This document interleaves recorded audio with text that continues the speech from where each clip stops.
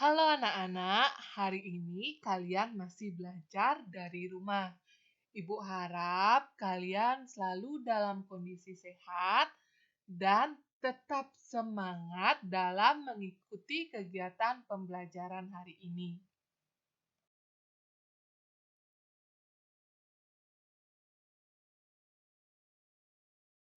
Kita masih belajar di tema 5, cuaca, subtema 1, keadaan cuaca.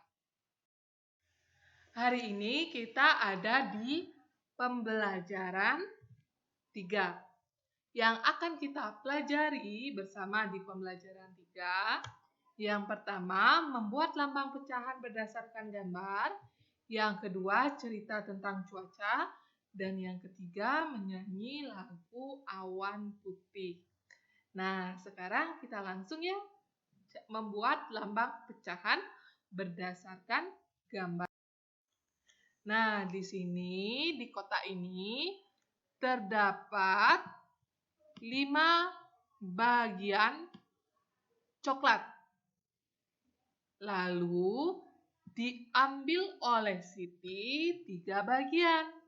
Berapa nilai pecahan yang dimakan oleh Siti atau berapa nilai bagian yang dimakan oleh Siti? Kita lihat. Bagian yang dimakan oleh Siti menjadi pembilang. Bagian yang dimakan oleh Siti adalah 3 bagian. Maka pembilangnya adalah 3. Lalu jumlah keseluruhan bagian itu menjadi penyebut. Jumlah keseluruhan bagian adalah 5. Jadi pecahan yang melambangkan bagian yang dimakan oleh Siti adalah 3/5. Selanjutnya kita lihat pizza yang dimakan oleh Udin. Nah, pizza yang dimakan oleh Udin ini memiliki 6 bagian. Lalu dimakan oleh Udin 1 bagian. Nah, bagian yang dimakan oleh Udin inilah yang disebut dengan pembilang. Berapa jumlah bagian yang dimakan oleh Udin? Ya, bagian yang dimakan oleh Udin adalah 1. Maka kita tulis angka 1 sebagai pembilang. Lalu, jumlah keseluruhan potongan pizza adalah 6. Maka 6 menjadi penyebut. Sehingga pecahan yang melambangkan bagian yang dimakan Udin adalah 1/6 atau 1/6. Selanjutnya kita lihat bagian yang dimakan oleh Beni. Nah, di sini terdapat tahu. Nah, tahunya terdapat 4 potong. Tetapi sudah diambil oleh Beni langsung 1 potong. Nah, jadi bagian yang dimakan oleh Beni menjadi pembilang, yaitu angka 1. Karena Beni hanya memakan 1 potong. Begitu juga jumlah keseluruhannya yang ada 4. Nah, jumlah keseluruhannya ini menjadi penyebut. Kita tulis angka 4 sebagai penyebut. Jadi, pecahan yang melambangkan bagian yang dimakan oleh Beni adalah 1/4 atau 1/4. Nah, sekarang kita lihat puding yang dimiliki oleh Beni. Nah, di sini terlihat 8 potong puding yang dimiliki oleh Beni. Lalu dimakan 2 potong. Nah, jumlah potongan yang dimakan oleh Beni inilah yang menjadi pembilang. Jadi kita tulis angka 2 sebagai pembilang. Lalu kita lihat jumlah keseluruhan potongan puding. Ya, jumlah keseluruhan potongan puding ada 8. Maka penyebutnya adalah 8. Jadi, pecahan yang melambangkan bagian yang dimakan oleh Benny adalah 2/8. Selanjutnya kita lihat Benny memiliki kue coklat juga. Nah, kue coklatnya ini terdiri atas 8 potong. 8 potong kue coklat. Lalu dimakan oleh Benny 2 potong. Nah, jumlah potongan yang dimakan oleh Benny inilah yang menjadi pembilang. Kita tulis angka 2. Lalu, jumlah keseluruhan potongan kue coklat yang Benny miliki itu menjadi penyebut. Tadi kita sudah tahu jumlah potongan keseluruhan, yaitu 8. Maka kita tulis angka 8. Nah, pecahan 2/8 ini melambangkan bagian yang dimakan oleh Benny. Sekarang, Edo menghampiri teman-teman saat istirahat. Edo menunjukkan sebuah cerita pada buku yang dibawanya. Yuk kita membaca dengan nyaring. Membaca nyaring adalah kegiatan membaca yang disuarakan keras dengan pelafalan yang jelas. Jadi, keraskan suaramu saat membaca nyaring. Suaramu harus terdengar oleh teman-teman di kelas. Kita lihat cerita yang dibawa oleh Edo. Nah, ini dia cerita yang ditunjukkan oleh Edo. Persahabatan Matahari dan Awan. Cerita ini ada pada buku tema 5 kalian halaman 22. Kita mulai membaca ceritanya. Persahabatan Matahari dan Awan. Matahari telah lama bersahabat dengan awan. Mereka saling membantu satu sama lain. Terkadang mereka berbagi cerita ataupun keluh kesah. Suatu hari matahari terlihat kesal. Aku akan keluarkan sinar terikku untuk bumi, ucap matahari. Mengapa engkau ingin bersinar terik, sahabatku? Tanya awan. Aku sedang kesal. Manusia sering tidak disiplin, jawab matahari. Maksudmu bagaimana? Manusia yang tidak disiplin, mengapa engkau yang kesal? Tanya awan. Iya, mereka sering seenaknya saja. Sudah aku bangunkan pagi hari menggunakan sinar yang lembut, akan tetapi mereka tetap tidak bangun. Saat siang hari sinarku sangat terik, mereka malah asyik bermain. Harusnya mereka beristirahat di rumah. Sinar terikku saat siang hari dapat membakar kulit mereka, ucap matahari.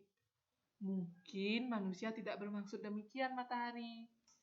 Mereka tetap bermain saat sinarmu terik. Mereka ingin memanfaatkan cuaca cerah itu, ujar awan.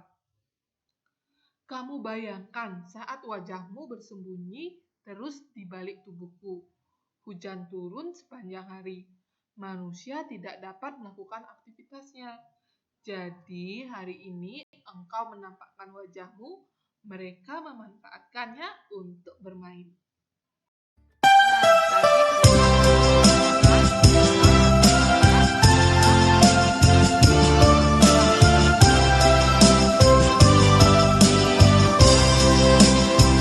Kulihat awan seputih kapas, arak berarak di langit luas.